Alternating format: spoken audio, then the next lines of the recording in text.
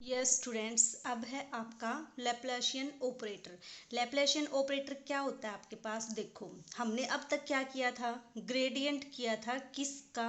किसी scalar field function का। ठीक है, अगर आपके पास कोई स्केलर वैल्यूड फंक्शन था उसका हम क्या निकाल सकते हैं? ग्रेडियंट। कैसे निकालते थे? मान लो आपके पास फाई कोई स्केलर पॉइंट फंक्शन है, तो उसका जो ग्रेडियंट होता है उसको कैसे निकालते हो? Gradient of phi.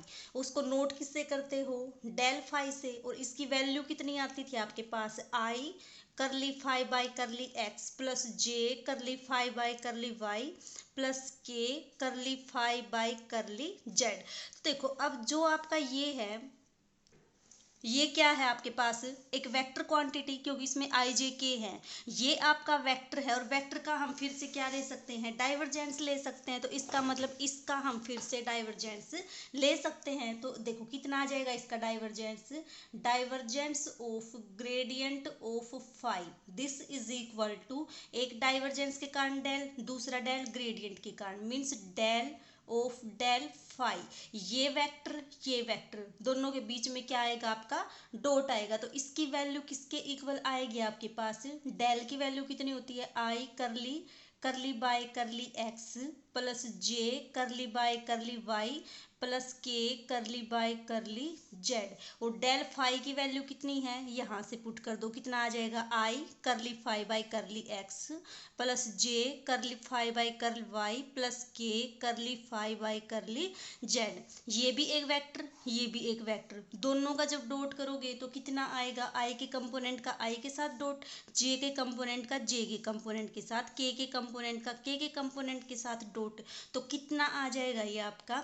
I dot I तो 1। ये कितना बन जाएगा आपके पास? Curly square phi by curly X square plus curly square phi by curly Y square plus curly square phi by curly Z square. अब देखो, इसको आप ये लिख सकते हो, curly square by curly X square plus curly square by curly Y square plus curly square by curly Z square. और इसको किस पे ऑपरेट किया? फाई के ऊपर। तो ये जो आपकी क्वांटिटी है, इसी को आप क्या बोल दोगे? लैप्लाशियन ऑपरेटर बोल दोगे। ठीक है, और इसको नोट किससे करोगे? डेल डॉट डेल से। Del dot del, del dot जब डेल की वैल्यू निकालोगे तो यही वैल्यू आएगी उसकी। और ये हो गया क्या आपके पास? Del square. तो इसको डेल स्केयर से तो नोट करोगे, डेल स्केयर की वैल्यू कितनी होगी आपके पास? ये। और इसको क्या बोल दोगे आप? लैप्लाशियन ऑपरेटर बोल दोगे। ठीक है, जिसको किसके ऊपर ऑपरेट करोगे? फाई के ऊपर ऑपरेट करोगे। तो इसका मतलब क्या आया यहाँ से? Del square is equal to curly square by curly X square curly square by curly Y square plus curly square by curly Z square. ये आपका लैप्लाशियन ऑपरेटर होगा। ठीक है, अब उसके बाद एक डेफिनेशन आती है आपकी हार्मोनिक फंक्शन की। हार्मोनिक फंक्शन क्या होता है आपके पास? अगर किसी फंक्शन का डेल स्केयर 0 आ जाए तो उस फंक्शन को क्या बोल दोगे? हार्मोनिक फंक्शन बोल दोगे। जैसे आपने मान लिया फाई आपके पास कोई एक फंक्शन है, ठीक है, तो अगर डेल स्केयर फाई आपका 0 आ जाए तो इस फाई को क्या बोल दोगे आप? Phi is harmonic. ठीक है, ये इसकी डेफिनेशन हार्मोनिक फंक्शन की।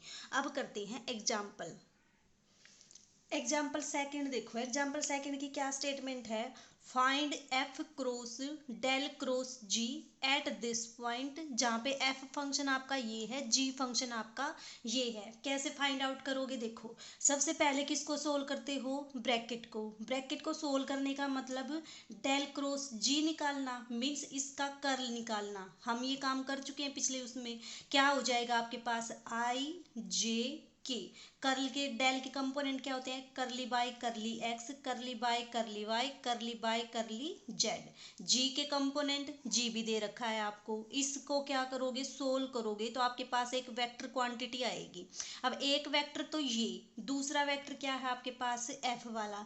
क्या करो? एक वेक्टर ये, दूसरा वेक्टर ये, दो वेक्टर का क्रॉस कैसे निकालते हो? सिमिलरली इसी डिटर्मिनेंट से।